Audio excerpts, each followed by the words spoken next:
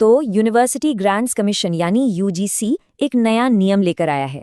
ये नियम कॉलेजों में जाति के आधार पर होने वाले भेदभाव को रोकने के लिए है, पर इसको लेकर एक बड़ा विवाद खड़ा हो गया है। तो चलिए आज इसी पूरे मामले को जरा आसान भाषा में समझते हैं। ये शब्द रोहित वेमुला के हैं। उनकी दुखद मौत ने ही इस पूरे मुद्दे को देश के सामने लाकर खड़ा कर दिया था। और ये लाइन हमें याद दिलाती है कि ये सिर्फ एक पॉलिसी की बहस नहीं है, इसके पीछे असल जिंदगी की कहानियां और बहुत सारा दर्द छिपा है। ठीक है, तो आज हम इस पूरे मामले को इन 5 हिस्सों में समझेंगे।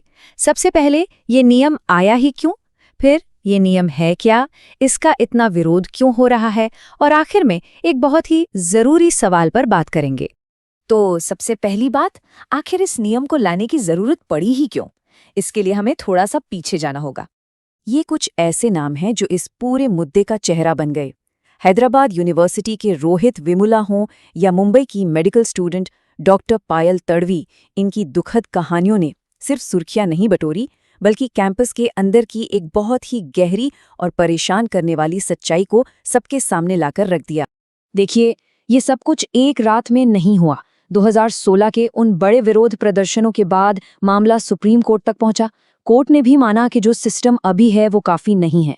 फिर दिसंबर 2025 में एक पार्लियामेंट्री कमेटी की रिपोर्ट आई, जिसने साफ साफ कहा कि भेदभाव सिर्फ SC/ST के साथ ही नहीं, बल्कि OBC छात्रों के साथ भी बढ़ रहा है। और बस इसी रिपोर्ट के बाद जनवरी 2026 में UGC ये नया सख्त नियम लेकर आया। तो चलिए अब देखते हैं कि ये नया नियम असल में कहता क्या है और इसका मकसद क्या है।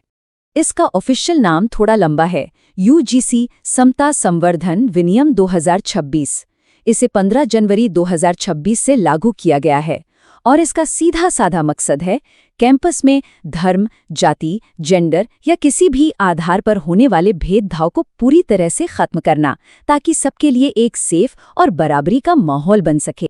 ये नियम खास तौर पर इन समुदायों के छात्रों की सुरक्षा के लिए बनाया गया है। और हाँ, इसमें OBC समुदाय को शामिल किया जाना एक बहुत बड़ा कदम है। और जैसा कि हम आगे देखेंगे, यही बात विवाद की एक बड़ी वजह भी बनी। अब जैसे ये नियम आया, इसका जबरदस्त विरोध भी शुरू हो गया। सोशल मीडिया पर इसे काला कानून तक कहा जाने लगा और मांग उठने लगी कि इसे तुरंत वापस लिया जाए। जो लोग इसका विरोध कर रहे हैं, उनके मोटे तौर पर 3 बड़े तर्क हैं। पहला, उनका कहना है कि ये नियम एक तरफा है, ये खुद भेदभाव करता है। दूसरा, उन्हें डर है कि इसका गलत इस्तेमाल हो सकता है, झूठी शिकायतें दर्ज हो सकती हैं। और तीसरा, उनका मानना है कि इससे कैंपस का माहौल सुधरने की जगह और ज्यादा बढ़ जाएगा। चलिए अब इन तर्कों को थोड़ा गहराई से देखते हैं और समझते हैं कि दोनों पक्षों की दलीलें क्या हैं। तो सबसे बड़ा सवाल ये है कि इसमें जनरल कैटेगरी के छात्रों को शामिल क्यों नहीं किया गया? क्या उनके साथ भेदभाव नहीं हो सकता? इसके जवाब में एक बहुत दिलचस्प दलील दी जा रही है। कहा जा रहा है कि ये नियम विमेन्स सेल की तरह है। विमेन्स सेल महिलाओं की सुरक्षा के लिए बनाया जाता है, क्योंकि सामाजिक ढांचे में वो ज्यादा असुरक्षित मानी जाती हैं। इसका ये मतलब नहीं होता कि सारे पुरुष अपराधी हैं। ठीक उसी तरह ये नियम उन समुदायों के लिए है जो ऐतिहासिक और सामाजिक तौर पर जातिगत भेदभाव का ज्यादा शिकार हुए हैं। दूसरी बड़ी चिंता है इसके गलत इस्तेमाल की। डर यह है कि छात्र अपनी आपसी रंजिश निकालने के लिए इस कानून का इस्तेमाल कर सकते हैं, जिससे किसी बेगुनाह छात्र का करियर बर्बाद हो सकता है। इसके जवाब में तर्क ये है कि भाई, दुरुपयोग तो किसी भी कानून का हो सकता है, लेकिन उसके लिए पहले से ही सिस्टम मौजूद है। हर कैंपस में प्रोक्टोरियल बोर्ड जैसी कमेटियां होती हैं, जहां कोई भी छात्र किसी भी तरह की शिकायत दर्ज करा सकता है।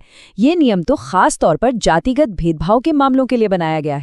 और हाँ, इसी दुरुपयोग और किसी भी तरह के पक्षपात को रोकने के लिए इस नियम में एक बहुत खास तरह की कमेटी बनाने की बात कही गई है, जो शिकायतों की जांच करेगी। और ये कोई ऐसी वैसी कमेटी नहीं होगी।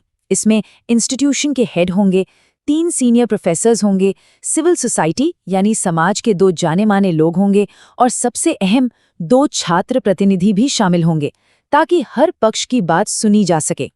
और अब सबसे जरूरी बात, जो शायद इस पूरे नियम का दिल है, वो ये है कि इस कमेटी में SC, ST, OBC, महिला और दिव्यांग सदस्यों का होना जरूरी है, अनिवार्य है। इसका मकसद यह है कि जिन समुदायों की सुरक्षा के लिए नियम बना है, उनकी आवाज सिर्फ सुनी ही ना जाए, बल्कि फैसले लेने की प्रक्रिया में शामिल भी हो।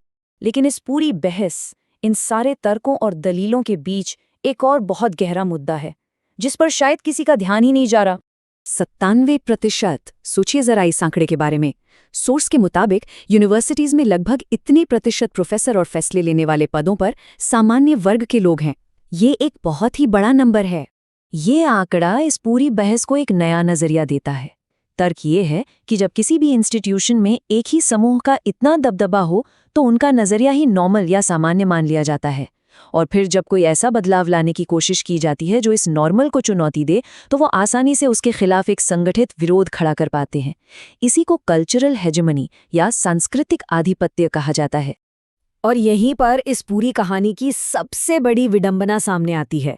एक तरफ तो इस कानून को लेकर जोरदार बहस चल रही है, सोशल मीडिया पर इसे वापस लेने के लिए कैंपेन चल रहे हैं, लेकिन दूसरी तरफ जिन SC, ST और OBC छात्रों के लिए ये नियम बना है, उनमें से ज्यादातर को शायद ये पता तक नहीं है कि उनकी सुरक्षा के लिए ऐसा कोई नियम मौजूद भी है। और हम आपको इसी एक सवाल के साथ छोड़कर जा रहे हैं कि अगर जमीन पर उन लोगों के बीच ही जागरूकता ना हो जिनके लिए कानून बना है, तो क्या सिर्फ कागज पर बना एक सख्त नियम सच में कोई बदलाव ला सकता है?